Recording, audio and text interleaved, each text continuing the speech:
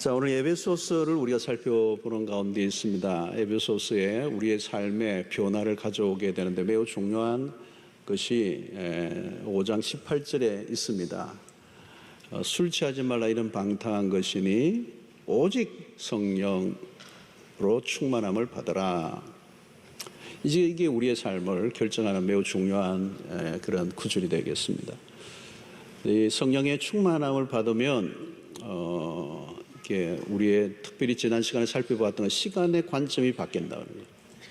시간의 관점이 바뀌니까 허비하지 않죠. 낭비하지 않고 어떻게 살아야 될 것인가가 굉장히 클리어해지는 거예요. 결국 이제 이 성령 충만과 술 취하지 말라, 이제 술 취함과 성령 충만을 이제 대조를 해 놓았는데 공통점이 하나 있어요.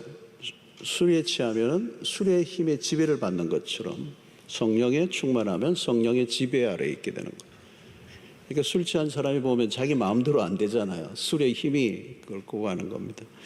성령의 그 충만함이 오면 내 의지가 있긴 하지만 그 의지를 하나님의 성령에 더 강하게 우리에게 역사하심으로 우리가 평소에는 본성대로 그렇게 살았는데 본성의 힘보다 더 강력한 힘이 내 안에 지배하심으로 우리가 새로운 삶을 살게 만드는 것입니다. 그래서 우리는 이 생에 두 종류가 있습니다. 어디에 취할 거냐는 겁니다. 세상에 취하든지 성령에 취하든지 어디에 취할 것이냐의 싸움입니다. 그래서 오늘 우리는 이제 성령의 충만함이라고 하는 이 주제를 가지고 바울은 계속해서 우리의 삶에 대해서 4장부터 5장, 6장 전반에 걸쳐서 끌고 가고 있는데 그 말은 성령의 충만함이라고 하는 것은 어떤 특별한 선교지에서나 어떤 사역자들에게만 필요한 것이 아니고 우리 일상 속에서 언제나 필요한 것이 성령의 충만이다. 그러면서 지난 시간에 우리 시간에 대한 태도가 바뀌었다면 이제 오늘 우리의 삶에 좀 다루어야 될 것은 오늘 읽었던 본문인데요. 세 가지가 큰 형격한 변화가 있는데 첫 번째는 예배, 두 번째는 감사, 세 번째는 복종이라고 하는 주제입니다. 이 복종은 좀 또 다른 큰 주제이기 때문에 떼어서 다음 주를 살펴보고 오늘은 이제 앞부분에 예배와 감사에 대한 부분을 살펴보려고 하는데요. 19절을 우선 보겠습니다. 시와 찬송과 신령한 노래로 서로 화답하며 너희의 마음으로 주께 노래하며 찬송하며 그랬습니다. 여기 이제 시 그리고 찬송, 신령한 노래 조금씩 이제 구분을 할 수는 있습니다. 그런데 너무 디테일하게 구분하기보다는 이 세 가지 전체를 우리 하나로 묶으면 찬양이다 이렇게 볼 수 있고요. 그 찬양은 곧 예배가 되겠죠. 공통점은 우리의 마음을 담아서 하나님을 높여드리는 이게 찬양인데 이제 이 모든 찬양의 특징은 세상에도 노래가 있잖아요.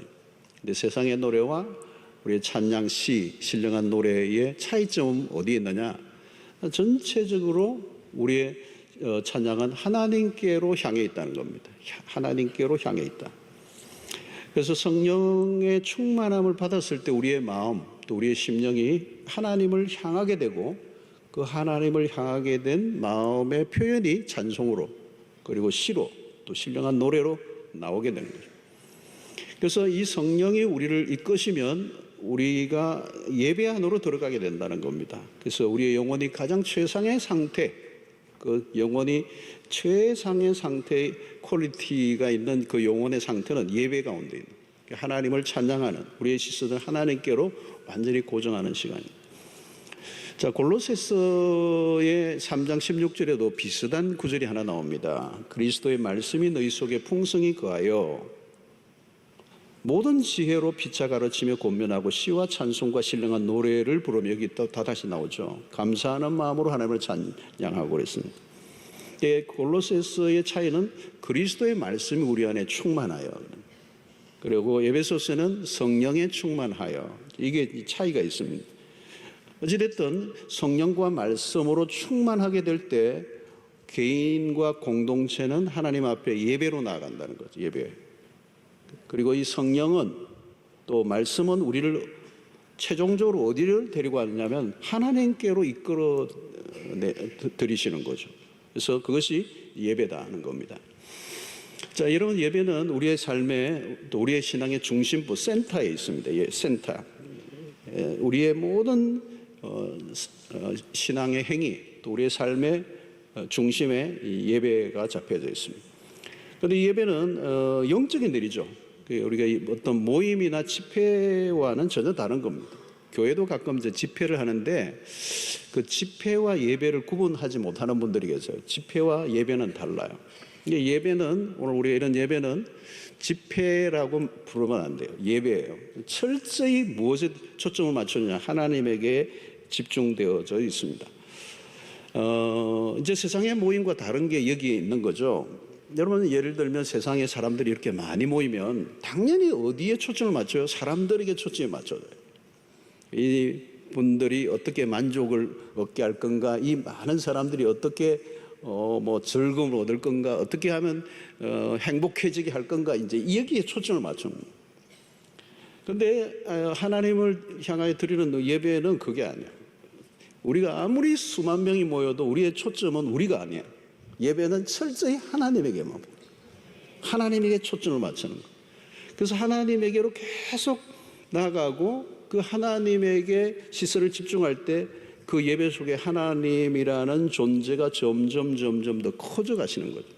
그래서 우리는 그분의 이 위대하심에 압도를 당하고 그분을 찬양하고 높여드릴수록 하나님은 더 크신 분이 되는 거죠. 그리고 그 속에 우리는 아주 작아지는 거예요. 하나님은 맥시마이즈 되고 우리는 미니마이즈 되는 거예요.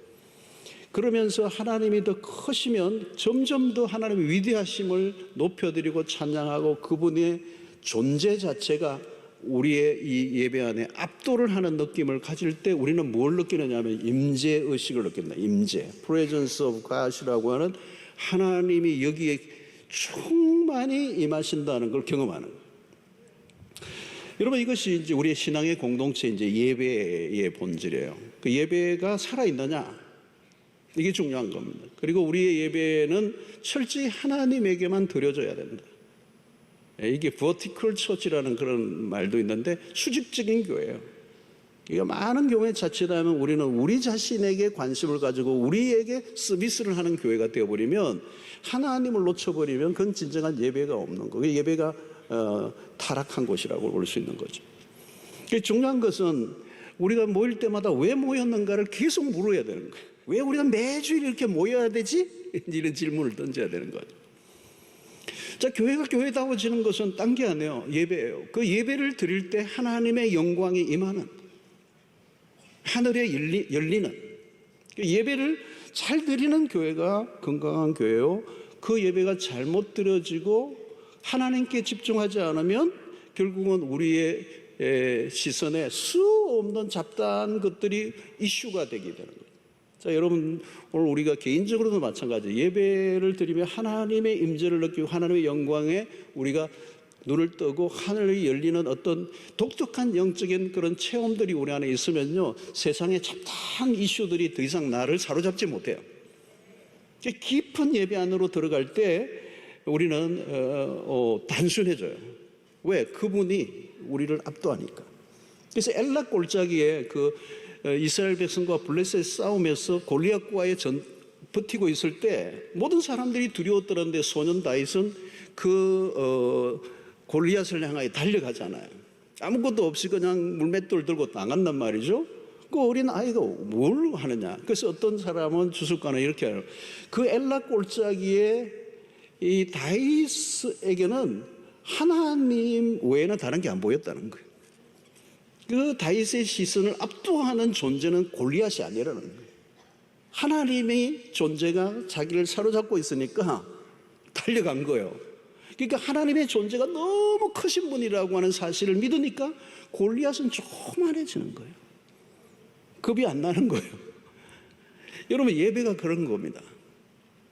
하나님이 우리의 시선을 압도하는 거. 그 예배의 경험이 이제 그거에 있어야 되는 것이죠. 그런데 이제 우리가 이 예배를 드릴 때에 우리가 노래를 부르는 게 아니에요. 우리가 그냥 신이 나가지고 노래 부르는 거예요. 막 내가 신이 나서 막 예배를 들어, 오늘 막 기분 좋았다는 거죠. 기분 좋았다. 이 찬양은 우리를 즐겁게 하기 위해서 만들어진 게 아니에요. 그래서 오늘 여러분 19절에 보면 중요한 단어가 하나 나오는데 19절에 성경을 가지고 계시는 분은 보십시오. 마음으로 주께 노래하며 찬송하며 여기 나와요.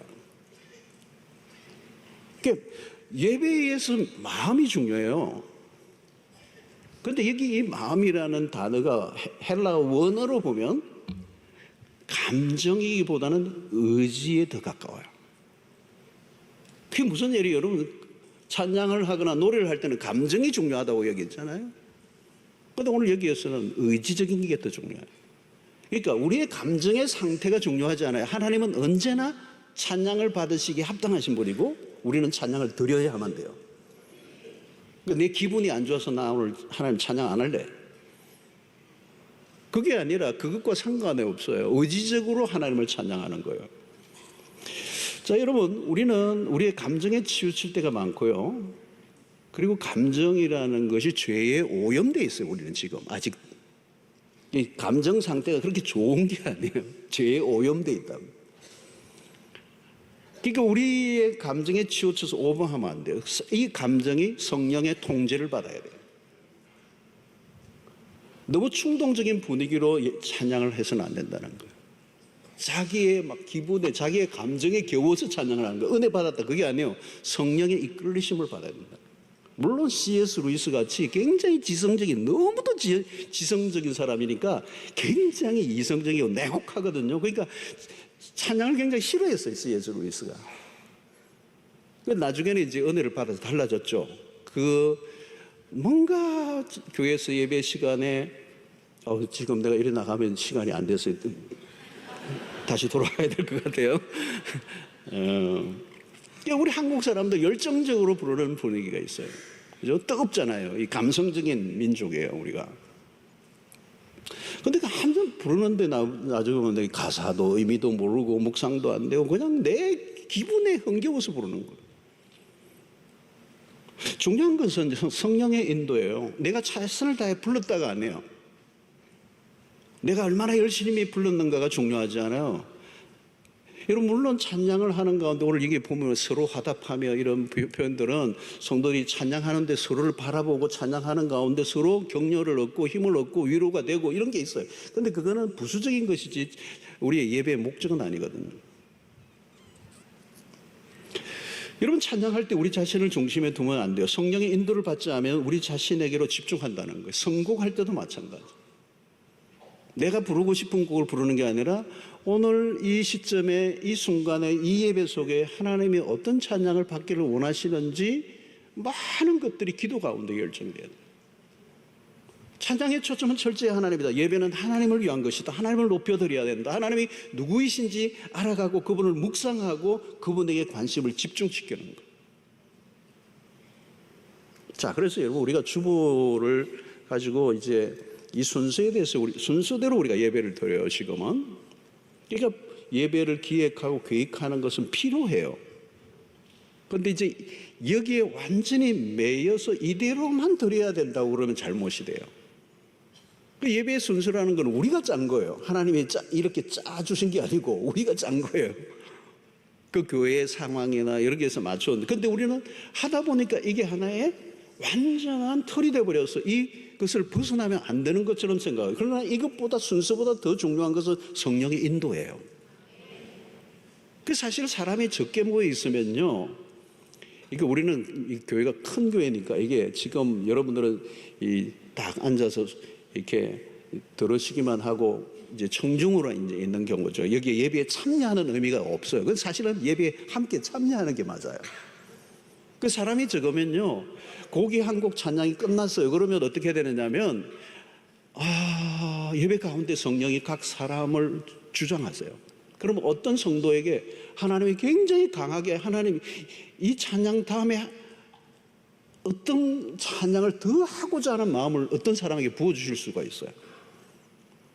그러니까 예배가 이렇게 수직적인 이렇게 다이렉트로만 되는 게 아니라 상방으로 오고 가면 그분이 잠시 일어나가지고, 이게 고린도전서에서 실제로 일어나는 거예요. 일어나서 하나님이 지금 말씀하 예언을 한다 그러죠. 예언받은 거를 나누기도 하고 또 저 속에서 얘기도 하고 찬양을 하고 이 자유로움이 있는 거예요. 지금 우리는 순서에 따라서 해야 되고 선수 바깥에 찬양을 하면 큰일 나요. 부목사님이 함부로 하면 안 되게 돼 있어요. 그러니까 우리는 이게 시간에 매여 있는 거예요. 그러니까 순서와 시간에 우리는 매여서 있는데, 사실은 더 중요한 것은 성령의 인도하심이에요. 그 성령이 인도하시면 그 찬양을 한 곡 더 해도 되고요, 후렴을 10분 불러도 되고요. 왜? 언제 끝나야 돼요? 찬양은 성령께서 우리 가운데 이쯤이면 이제 충분하다고 하는 성령의 인도하심이 있어요. 그게 민감하게 받는 사람은 그게 있단 말이에요. 그게 없으면 안 되지만, 이제 영적으로 성숙한 공동체 예배는 성령이 주도하시고 그걸 민감하게 모든 회중이 다 깨닫고 있고 거기에 반응하는 게 자연스러워지는 거예요. 이 성령이, 때로는 그게 무질서 보이는데 성령이 친히 그 질서를 유지해 가시는 이 교회가 가장 멋있는 교회고, 그런 예배가 이래야 돼요. 근데 우리는 지금 제가 이제 설교도 오래 하면 안 돼요. 그래서 시계를 보면서, 저는 계속 시계 보면서 설교해요.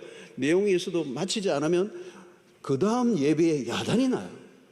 그냥 주차가 엉망이 되고, 그렇기 때문에 우리가 순서와 시간에 이제 제한을 이제 받게 되는데, 중요한 것은 우리의 모든 예배 가운데 성령이 이끄시는 것, 그리고 회중이 우리의 회중에 있는 우리의 성도들도 예배에 참여하면서 성령의 인도하심을 구하는 거예요. 그래서 이 성령의 충만함 속에서 우리의 영이 가장 민감하고 영적인 집중력을 가지고 이 예배 가운데 성령이 어떻게 운행하고 계시고, 또 이 말씀을 듣는 가운데, 찬양하는 가운데 나에게 뭔가를 말씀하시는 것들이 무엇인지를 듣고 회개할 것을 깨닫게 하시고, 때로는 어떤 것에 대해서 구체적으로 순종해야 될 것을 말씀을 듣는 가운데 깨닫게 해주시고, 이 예배 안에서 일어나는 일들이 얼마나 하나님이 놀라운 일들을 행하시는지 알 수가 없어요. 그러므로 이런 예배 속에서는 당연히 여러분 사단의 공격도 있어요. 예배가 얼마나 중요한가를 사단이 잘 알고 있어요. 예배가 모든 것이에요. 그러니까 예배를 온전히 드리지 못하도록 사단은 공격할 수밖에 없어요. 그래서 여러분들이 교회 오시기 전에, 사실은 주일 이 예배를 위해서라면요, 일주일 내내 우리는 이 예배가 준비되어져야 돼요. 그래서 우리가 일상에서도 예배를 드려야 되고, 그 일상의 예배의 정점이 오늘 주일 예배가 돼야 돼요. 그리고 오늘 예배가 온전히 하나님 앞에 드려지는 예배가 되면 그 예배의 절정에서 하나님의 강력한 임재를 경험한 사람들이 일주일 동안 세상에 나와서 모든 일이 예배적 삶이 돼요. 이제 이게 밸런스가 맞춰져야 돼요. 여러분, 하나님은 우리의 일주일 내내 하나님을 찬양해도 모자라시는 분이에요. 만입이 있어도 부족해요. 아니, 온 지구상에 있는 모든 사람이 1년 내내 하나님을 찬양해도 하나님은 부족한 분이에요. 그 찬양이 부족한, 그게 부족한 거예요. 하나님은 온 만물을 통해서도 찬양을 받기에 합당하신 분이세요. 그런데 이것을 여러분, 우리가 주일날 한번 예배 주일날 드린 것으로 떼어버린다, 그건 아니에요. 우리의 삶의 전 영역에서 예배를 드리고 주일날 드려와서 그 하나님의 백성들이 함께 모여 찬양할 때 그 예배는 폭발이 되는 거예요. 그리고 그 안에서 하나님의 임재로 사로잡힐 때 그 백성들이 세상에 나가서 승리하고 예배적 삶을 살게 되는 것입니다. 사랑하는 성도 여러분, 이 찬양이라는 거 하는 것은요, 그냥 찬양이 아니에요. 이 찬양이 우리 안에 터질 때가 그 예배 안에 부흥이 일어나는 겁니다. 찬양은 너무나 중요해요. 여러분, 영국의 부흥기가 일어날 때 그 부흥기 안에 영적, 여러분, 영국 같은 나라가 해가 지지 않은 나라가 되고 그 전성기를 구가할 때는 사실은 거의 97% 이상의 예수를 믿던 그런 시대가 있었거든요. 그 부흥의 시대예요. 웨슬리 같은 사람이 부흥할 때는 웨슬리 자체가 6,000곡 이상 이 찬양을 쓴 사람이에요. 그러니까 막 하나님이 부어주시는데 뭐가요? 찬양으로 나타나는 거. 막 찬양이 터지는 거예요. 내가 부르는 게 아니에요. 성령이 우리 안에서 폭발되게 하는 거예요. 터져 나오게 하는 거예요. D.L. 무디도 마찬가지. 미국을 중심으로 한 부흥운동을 일으켰을 때 D.L. 무디와 함께했던 생키라고 하는 사람은 찬양사역자입니다. 오늘날 현대의 모든 우리 이런 찬양들의 출발점이 되는 이 생키 같은 사람들, 사실 D.L. 무디와 함께 부흥의 어마어마한 동력자예요. 이 찬양이 흘러 넘치게 하는 거잖아요. 영혼의 찬양이 흘러 넘치게 하고, 그래서 우리의 영혼이 가장 건강한 상태에 있을 때 찬양이 터지고, 그 찬양은 하나님에 대한 감탄이고 하나님이 하신 일에 대한 감탄이란 말이죠. 여러분, 이런 예배를 우리의 삶에서 그게 우리의 중심의 자리를 잡고 있으면 우리는 승리하는 것입니다. 그런데 우리의 삶의 가장 어려운 것은 이 예배 자리가 예배 우상의 자리로 변하는 거예요. 여러분, 이스라엘 백성들의 역사를 보면 모든 역사의 흥망성쇠는 예배 자리에 있어요. 제단 하나님에게 드려지는 제단, 이 제단이 조금씩 훼손되기 시작하는 거예요. 그리고 여호와의 제단에 우상의 제물을 올려놓는 거예요. 이게 이스라엘 백성들이 일어나면 어때요? 여러분, 이스라엘 역사의 흥망성쇠는 정치 지도자들이 있었던 게 아니에요. 예배 단에 있었어요. 단이 회복되면 이스라엘은 역사가 기울어 버려요. 그리고 이스라엘 백성들이 하나님이 계속 말씀하는 게 뭐냐면 무너진 제단을 수축하라는 거예요. 제단이 무너지면 그 나라는 더 이상 볼 게 없어요. 거기에는 무엇이 생기죠? 우상이 생겨요. 우상 숭배입니다. 근데 여러분, 우상이라는 게 뭐냐면 자아숭배예요. 우상의 이름으로 사실은 그 우상이 뭐냐면 그건 자기를 숭배하는 거예요. 자기의 만족과 자기의 욕망을 성취하기 위한 수단으로 우상을 가져온 것이지 사실은 그 중심에 자기가 있는 거예요. 그러니까 하나님이 가장 싫어하는 게 뭐예요? 우상 숭배잖아요. 근데 우상 숭배의 한가운데는 누가 있냐? 나가 있는 거예요. 그러니까 여러분, 예배를 예배답게 드리면 하나님은 맥시마이즈 되고 나는 미니마이즈 돼요. 근데 우상 숭배를 하면 어떻게 해요? 반대가 일어나요. 내가 맥시마이즈가 돼요. 나라는 존재가 부풀어지는 거예요. 그리고 하나님의 존재는 보이지가 않아요. 그러니까 주머니에 넣어 다니는 거지. 하나님이 나에게 만만한 존재가 되고 그냥 무시해버리는 거잖아요. 예배가 타락하면 그런 일이 나는 거죠. 이스라엘 백성들이 그런 일이 나니까 하나님이 열방 가운데로 그냥 고난을 당하게 내버려 두시잖아요. 그러니까 여러분, 이 예배의 타락을 우리가 막아야 돼요. 참된 예배가 드려지지 않으면 자기의 병적인 자기의, 오늘 시대의 문화가 그래요. 여러분, 오늘의 이 문화의 특성 가운데 하나가 뭐죠? 전부 다 자기에 집중하도록 모든 문화가 맞춰져 있어요. 자기를 사랑한다는 거, 말세. 여러분, 지나친 자기 몰두, 자기 몰입, 자기에 대한 관심, 이게 오늘 정신병이 나게 만드는 거예요.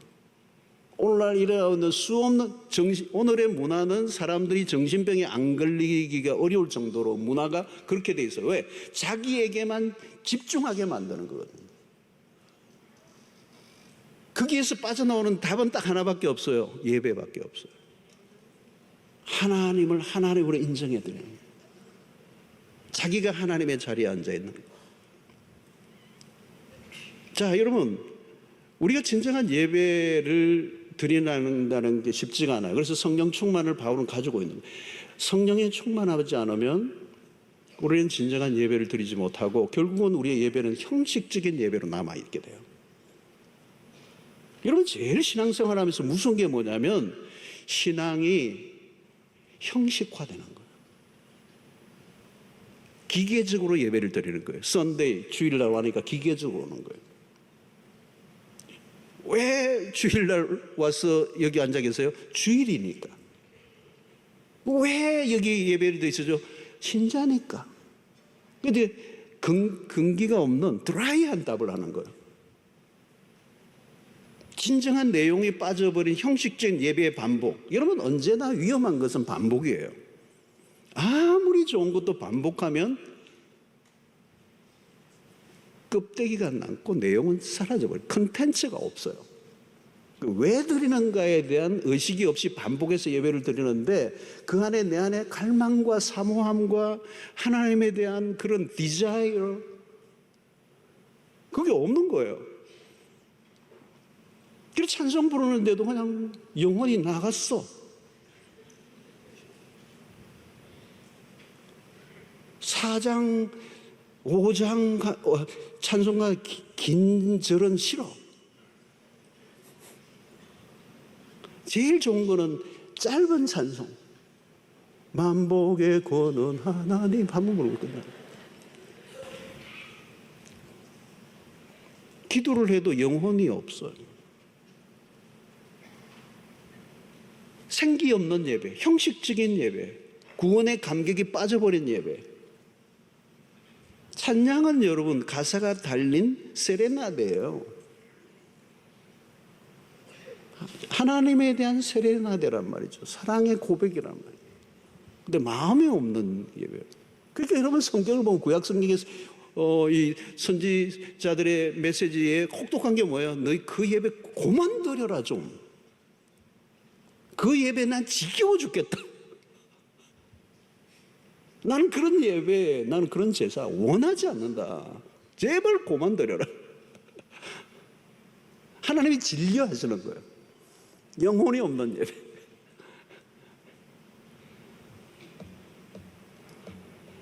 여러분, 다윗이 바세바 사건이 있잖아요. 바세바 사건을 딱 기점으로 해서 탁 가버려요. 근데 그 원인의 핵심을 자세히 들여다보면 사실은 예배가 끊겨버려요. 왕이기 때문에 매일 그들은 의식에 의해서 제사를 드려야 돼요. 바세바 사건이어도 아무 일도 없었던 것처럼 예배를 드렸을 거예요. 근데 그 나단이 찾아올까지는 한 1년 걸리거든요. 근데 그 세월 동안에 그는 초죽음이에요, 사실은. 예배가 끊겨버렸죠. 그러면서 그가 시편 51편 회복을 구하는 찬양시를 썼잖아요. 거기에서 시편 51편 11절에 보면은 이런 고백을 해요. 주의 성령을 내게서 거두지 마소서.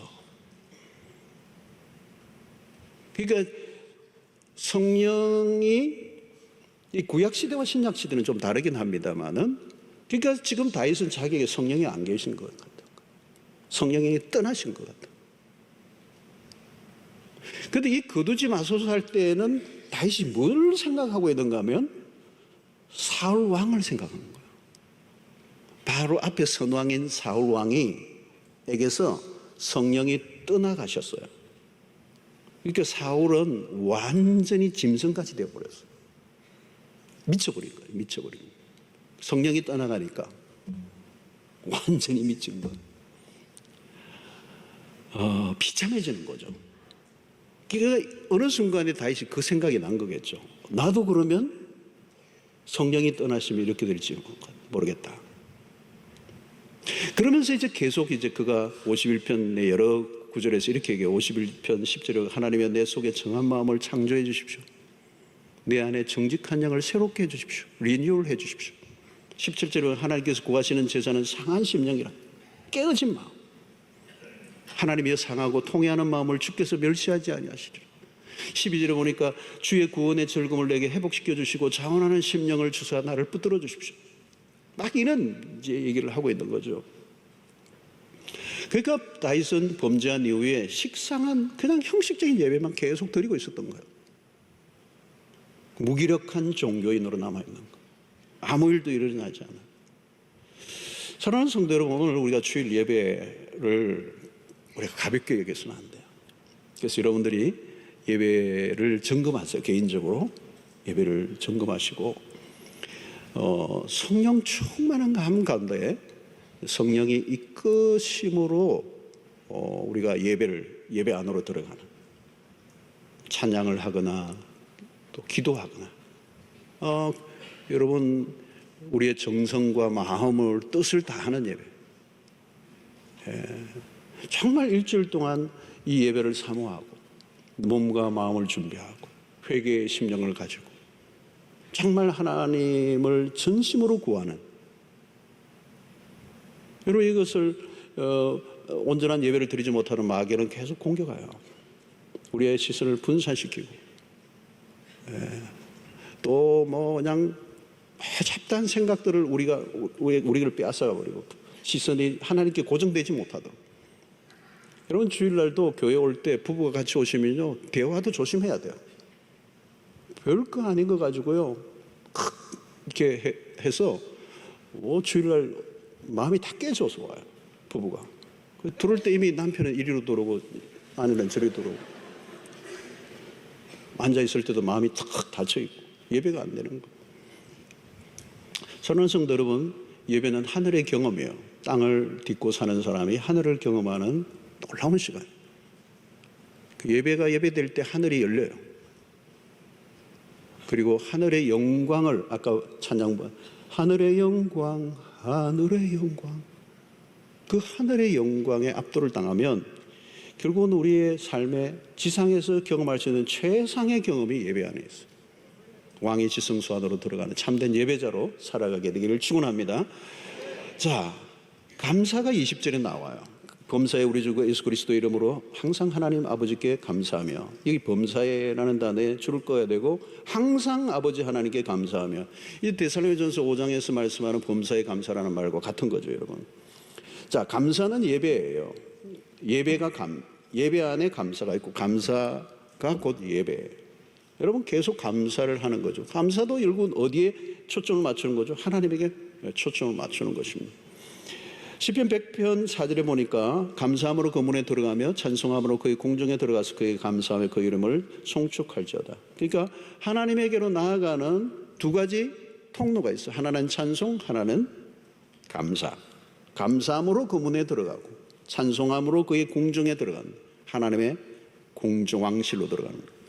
자, 이런 이제 감사와 이 감사가 우리의 예배의 핵심인데 결국은 이 감사가 쉽지 않다는 거예요. 그래서 로마서 1장 21절 보면 하나님을 감사하지도 않는 거, 이게 이제 인간의 내추럴한 모습이에요. 감사하지 않는다. 디모데후서 3장 2절에도 말세에 이런 일들이 일어나는데 거기 보면 감사하지 않는다, 이게 나와요. 그러니까 원망과 불평은 본성적입니다. 감사는 본성이 아니에요. 그러니까 우리 옛사람의 옷이 원망과 불평입니다. 그런데 이게 바뀌어지지가 않아요. 바뀌어지지 않아요. 그래서 오직 성령의 충만할 때만 가능하다는 거예요. 그래서 여러분, 우리에게 매우 중요한 것 가운데 하나는 결국은 감사와 불평은 누구와의 관계가 있는가 하면 하나님과의 관계가 어떻게 맺어져 있느냐에 따라서 달라지는 겁니다. 그러니까 똑같은 사건이 일어났는데 하나님과 바른 관계에 있는 사람은 이 사건 앞에서 감사가 일어납니다. 그런데 하나님과의 관계가 깨어져 있으면 어떤 사건이든지 불평이 일어나는 거예요. 그러니까 이게 이 상황과 사건이 나로 하여금 그대로 반응하게 하는 게 아니라 하나님과의 관계에 내가 어떻게 맺혀져 있느냐에 따라서 달라진다는 거예요. 이 상황을 바라보는 우리의 초점이, 우리의 시선이, 우리의 관점이 하나님과의 관계 속에서 만들어지는 거란 말이에요. 하나님과의 관계가 깨어진 앞부분에 성경 구절을 두 구절을 암송한 것처럼 하나님을 모르는 사람, 관계가 깨어진 사람은 우리 안에 불평이 그냥 뿌리 깊이 받쳐져 있어요. 불평의 영이 만들어져 있어요. 그러니까 원망을 그냥 하는 게 아니라 원망을 즐겨요. 그게 그냥 온몸을 지배하고 있는 것이죠. 그래서 오늘 바울은 얘기하고 있는 이 범사에라는 말과 항상이라는 말은 감사를, 여러분 어떻게 감사를 어떤 상황에서도 감사하고 어떤 상황에서도 항상 감사할 수 있겠느냐고요. 그게 사실 불가능한 거잖아요. 그런데 이 범사라는 이 단어 안에는 초월적인 게 있다는 말이죠. 어떤 상황에도 나는 감사한다는 말은 초월적 삶이에요. 그런데 이 초월이라고 하는 것은 우리는 불가능한 거잖아요. 하나님이 초월하신 분인데 우리는 초월자가 아니잖아요. 그러면 어떻게 초월적 이 감사가 우리에게 일어날 수 있느냐? 그것은 초월에 계시는 하나님은 시간을 넘어서 역사하시는 분이죠. 그러니까 우리는 어떤 사건이 일어나면 시간 안에서 해석한단 말이죠. 그 답이 안 나와요. 시간 넘어서 어떻게 이루어질지 우리는 모르기 때문에. 그런데 그것을 이루실 분은 하나님이시기 때문에. 하나님에 대한 신뢰가 있는 사람들은 지금 이 사건만 보는 게 아니라 이 사건이 어떻게 될지는 모르지만 이 사건 속에서 시간을 초월해 역사하실 하나님을 신뢰하기 때문에 whatever 무슨 일이 일어나든지 감사한다는 거예요. 그래서 우리의 신앙의 고백이 신앙이 일어나면 반드시 기본적으로 가져야 될 고백이 뭐냐면은 하나님은 살아계십니다. 하나님은 나의 하나님이십니다. 그리고 그 하나님은 선하신 분이십니다. 그리고 그 하나님은 주권자이십니다.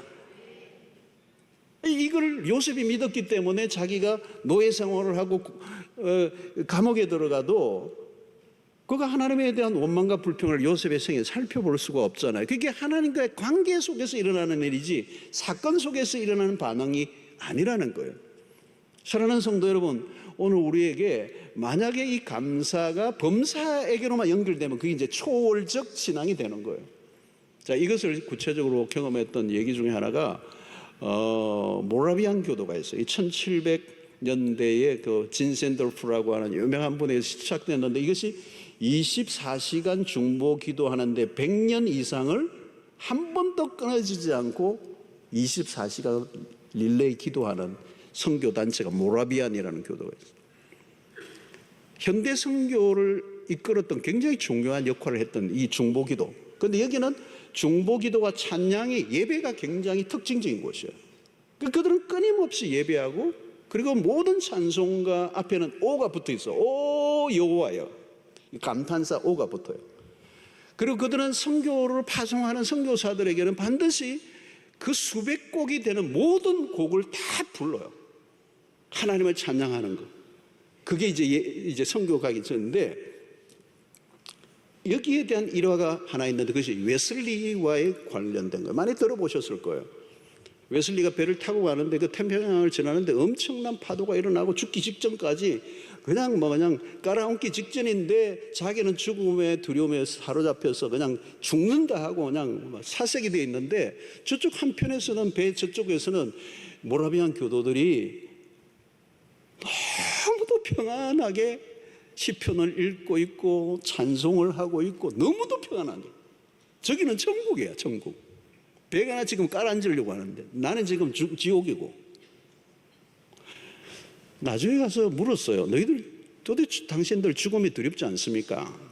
두렵지 않습니다. 두렵지 않습니다. 오히려 감사하고 있습니다. 여러분 이게 딴 게 아니에요. 죽음을 위협하고 있는 상황에 집중하고 있는 게 아니라 하나님에게 초집중을 하고 있는 모습. 이건 하루아침에 만들어지는 게 아니에요. 오랜 세월 동안 하나님을 예배하고 하나님의 임재에 압도를 당하고 그분과 매일 동행하는. 아까 다윗의 마찬가지. 엘레 골짜기에 다윗을 압도하는 것은 하나님의 시선이지 골리앗이 아니야. 여러분 우리는 상황에 따라 춤을 춥니다. 상황에 따라 울고 웃습니다. 조변석계입니다. 아침 저녁으로 다릅니다. 아침에는 천국에서 나온 사람 같은데 오후에만 되면 지옥에서 출장 나온 사람 같습니다. 우리의 초점이 상황에 두면 그렇게 된다는 거예요. 상황은 원래 뒤집어지는 거예요. 날마다 변화무쌍한 거예요. 상황은 우리 마음대로 돌아가지 않아요. 마음대로 돌아가는 거예요. 그러면 상황에 따라 우리가 춤을 추면 우리는 매일 천국과 지옥을 오가야 돼요. 그런데 이 모라비안 교도들은 그 죽음의 위기에 있는 풍랑 가운데서 그렇게 평안한데 그게 도대체 뭔지 웨슬리는 기가 막힌 거예요. 여러분 우리는 다른 눈을 가져야 돼요. 성령의 충만함이 뭘까요? 상황에 대한 다른 관점을 가지는 거예요. 성령의 충만이 뭐예요? 하나님에 대해서 우리의 눈이 열리는 거예요. 우리를 하나님에게로 이끌어드리는 거예요. 그래서 어떤 상황에서도 그분은 찬양을 받기에 합당하신 분이라는 거예요. 감사가 뭐예요? 하나님은 언제나 일하시는 분이시라는 거예요. 우리 인생의 결론은 우리가 맺는 게 아니에요. 너무 안타까운 분들이 많아. 우리 인생의 결론은 우리가 어떻게 맺을 수? 왜? 우리의 인생의 주인이 내가 아닌데 어떻게 내가 내 인생의 결론을 맺어요? 하나님은 살아계시고 그분은 선하시고 그분은 만물을 주관하시는 주권자이시고 그분을 신뢰하는 거예요.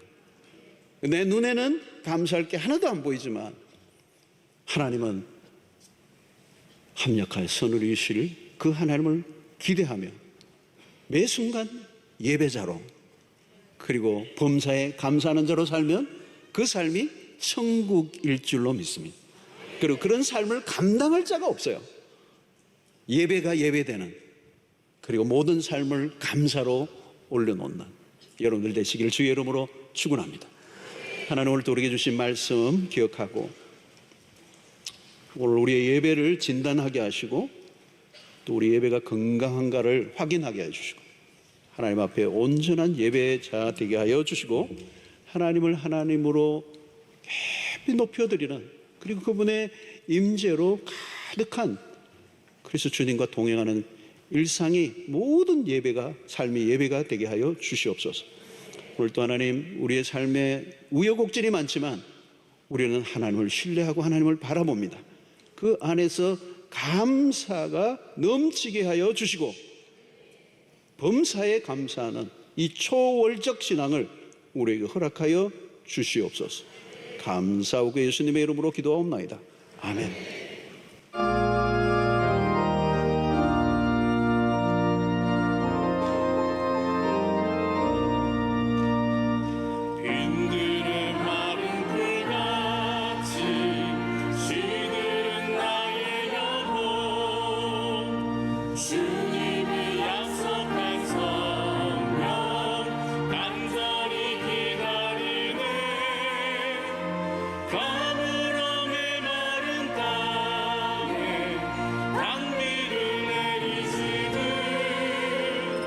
성령의 단비를 부어 새 생명 주옵소서.